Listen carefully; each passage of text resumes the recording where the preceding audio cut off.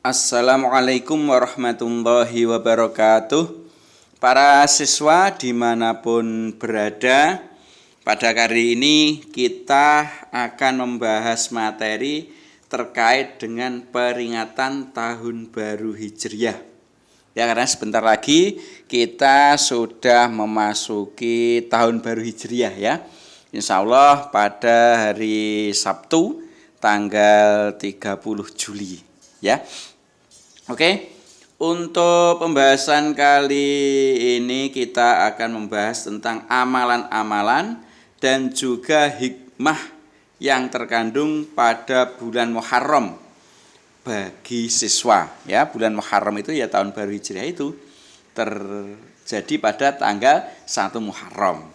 Nah, apa saja amalan dan hikmahnya? Mari langsung saja kita mulai pembahasan. Bulan Muharram. Jadi bulan Muharram itu merupakan salah satu bulan yang dimuliakan oleh Allah atau bulan yang sangat mulia. Nah, pada bulan Muharram ini disebut juga sebagai Syahrullah atau bulannya Allah. Karena pada bulan Muharram ini kita disunahkan, salah satunya ya, kita disunahkan untuk berpuasa di bulan Muharram. Berikutnya, bulan Muharram itu merupakan bulan yang pertama pada kalender Hijriah. Kalian hafal kalender Hijriah? Jadi kalender itu ada kalender Masehi dan ada kalender Hijriah. Kalau kalender Masehi ya dimulai dari Januari, Februari, Maret, dan seterusnya sampai Desember. Kalau kalender Hijriah itu juga terdapat 12 bulan dimulai dari bulan Muharram. Jadi setiap tanggal 1 bulan Muharram itu diperingati sebagai Tahun Baru Hijriah. Nah, itu ya. Jadi bulan Muharram, kemudian setelah bulan Muharram bulan Shofar.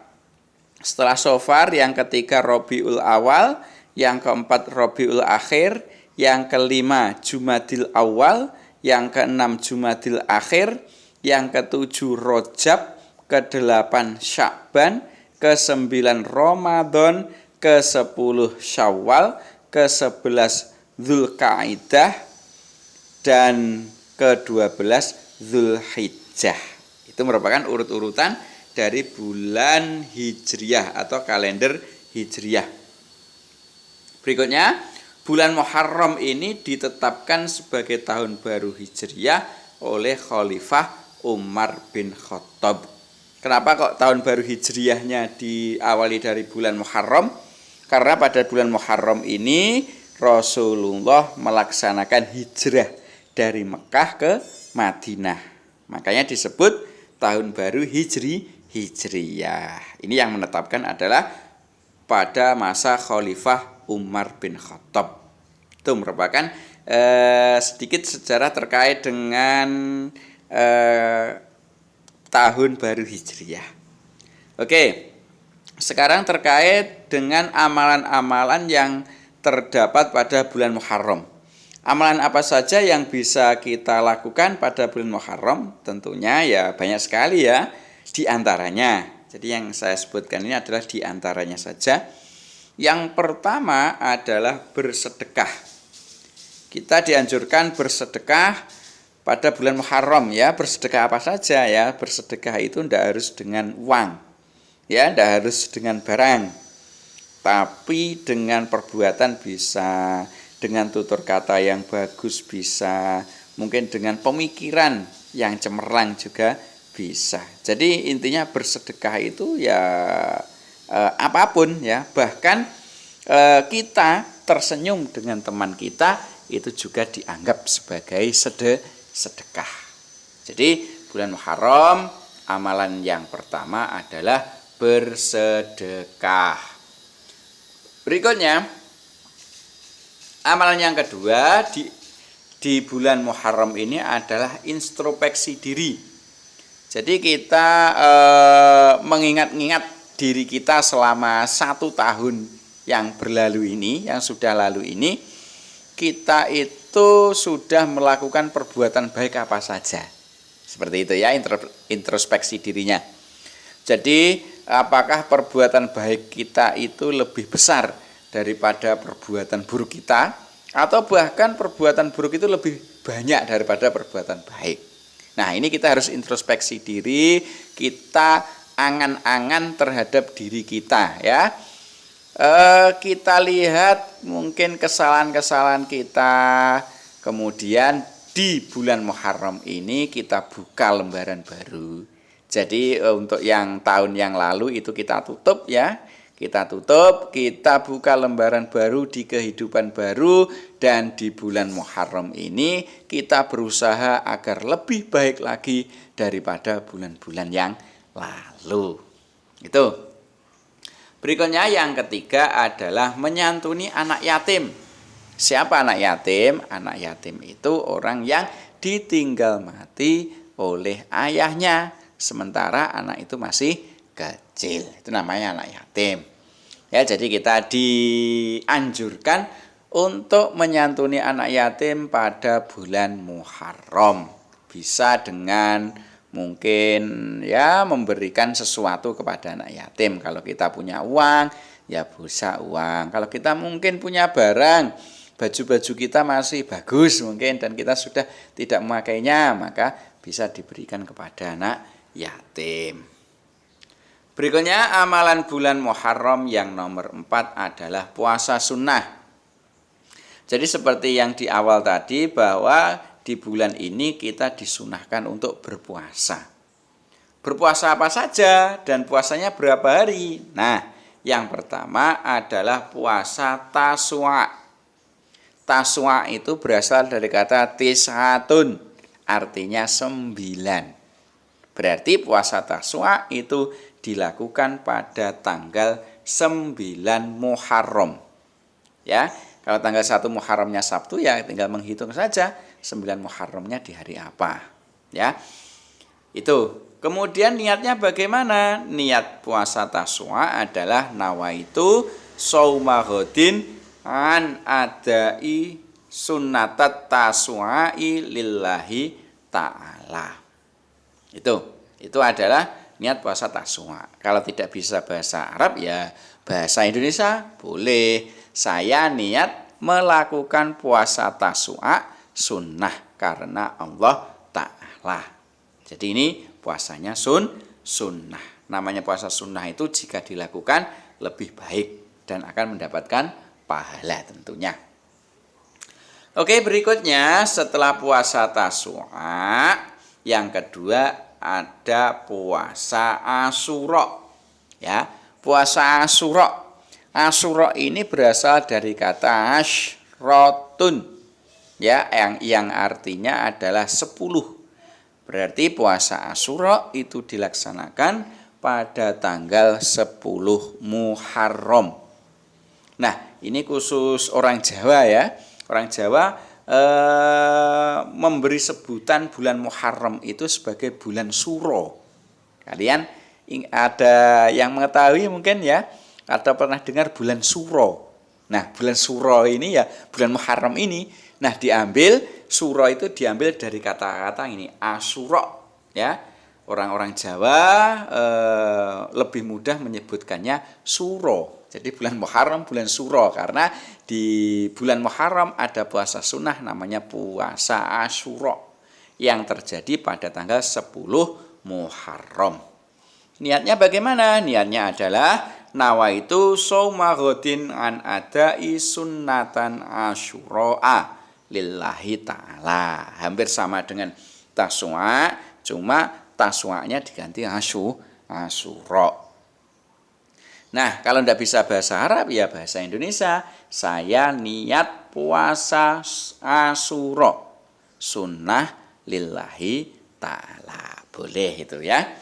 Jadi niat itu tidak harus menggunakan bahasa Arab, bisa juga menggunakan bahasa Indonesia atau bahasa yang lain.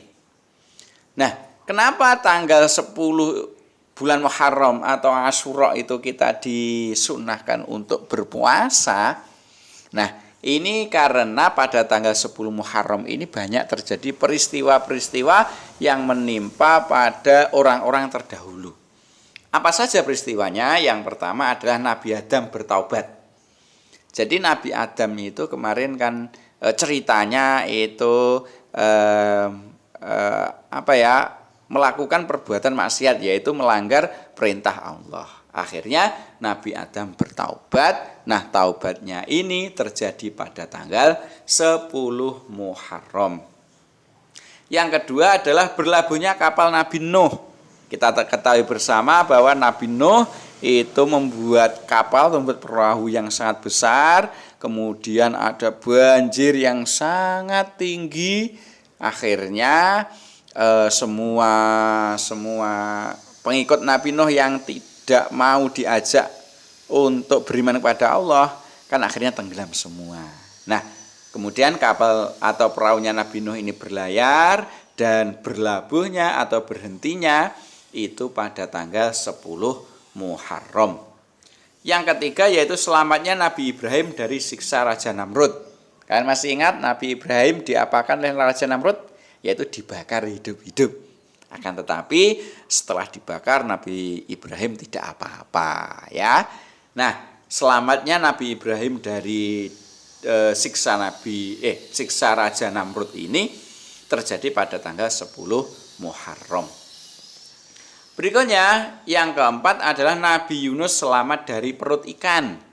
Jadi Nabi Yunus kan kemarin dimakan ikan ya, dimakan ikan, kemudian setelah itu Nabi Yunus bertaubat, akhirnya dimuntahkan lagi oleh ikan yang memakan Nabi Yunus itu. Nah, dimuntahkannya Nabi Yunus dari dalam perut ikan itu juga terjadi pada tanggal 10 Muharram. Kemudian yang kelima yaitu Nabi Musa selamat dari kejaran Raja Fir'aun. Ya, Nabi Musa itu yang dikejar oleh Raja Fir'aun akhirnya menyeberang lautan dengan memukulkan tongkatnya. Ya, kemudian setelah menyeberang, kemudian Raja Fir'aun dan pengikutnya masih berada di tengah lautan, kemudian tongkatnya dipukulkan kembali, akhirnya lautnya kembali menyatu dan Raja Fir'aun beserta pengikutnya meninggal di situ. Nah, selamatnya Nabi Musa terhadap kejaran Raja Fir'aun itu juga terjadi pada tanggal 10 Muharram. Itu adalah beberapa peristiwa yang terjadi pada tanggal 10 Muharram. Berikutnya hikmah terjadinya bulan Muharram atau hikmah bulan Muharram yang pertama adalah momentum atau waktu untuk berubah lebih baik. Jadi bulan Muharram ini seperti yang tadi ya, ini merupakan suatu waktu yang sangat baik bagi kita untuk berubah. Berubah dari yang semula mungkin kurang baik menjadi lebih baik. Mungkin yang belum sholat malah berubah menjadi rajin sholat. Kalau mungkin yang sudah sholat tapi masih bolong-bolong, terkadang sholat, terkadang enggak, maka berubah lebih baiknya sholatnya dengan tertib. Kalau mungkin yang semula tidak membantu orang tua, berubah lebih baik menjadi membantu orang tua. Kalau semula tidak mengaji, berubah lebih baik menjadi mengaji. Ini merupakan waktu yang baik untuk mulai berubah. Bisa kira-kira kalian? Bisa ya? Pasti bisa. Yang kedua hikmah bulan Muharram yaitu bersyukur atas segala nikmat selama 1 tahun. Jadi selama 1 tahun yang berlalu sudah kita lalui bersama dengan banyak nikmat yang kita dapatkan dari Allah. Oleh karena itu di bulan Muharram ini seyogyanya atau sebaiknya kita lebih memperbanyak untuk bersyukur. Karena di dalam Al-Quran disebutkan barang siapa yang bersyukur pasti nanti nikmatnya akan ditambah. Maka ayo kita bersyukur. Kemudian yang ketiga jatah umur kita semakin berkurang. Nah ini di bulan Muharram ini di tahun baru berarti secara tidak langsung kita itu mempunyai jatah umur dan jatah umurnya kita itu berkurang. Kalau mungkin semula jatah umurnya 60 tahun misalnya, maka sudah berkurang 1 tahun tinggal 59 tahun lagi. Atau umur berapapun pasti akan berkurang 1 tahun. Maka dari itu ayo ketika umur kita semakin berkurang, jatah umur kita semakin berkurang, kita perbanyak ibadah. Kita perbanyak perbuatan baik agar nanti sewaktu-waktu kita kembali kepada Allah, atau sewaktu-waktu kita meninggal, maka kita sudah mempunyai bekal yang cukup. Kesimpulannya, materi peringatan tahun baru Hijriah ini yang pertama adalah mari kita memperbanyak sedekah dan puasa di bulan Muharram. Puasanya ada puasa Taswa di tanggal 9 Muharram dan Asyura di tanggal 10 Muharram. Yang kedua, mari kita berubah untuk menjadi pribadi yang lebih baik dari tahun kemarin. Oke ya, kira-kira itu bisa kita lakukan ya. Sedekah, puasa, sunnah, dan juga berubah menjadi pribadi yang lebih baik. Nah, sementara itu ya, yang terakhir saya ucapkan selamat untuk merayakan tahun baru Hijriah. Semoga kita ke depan lebih baik daripada kita yang tahun kemarin. Amin Allahumma amin. Sekian saya akhiri. Assalamualaikum warahmatullahi wabarakatuh.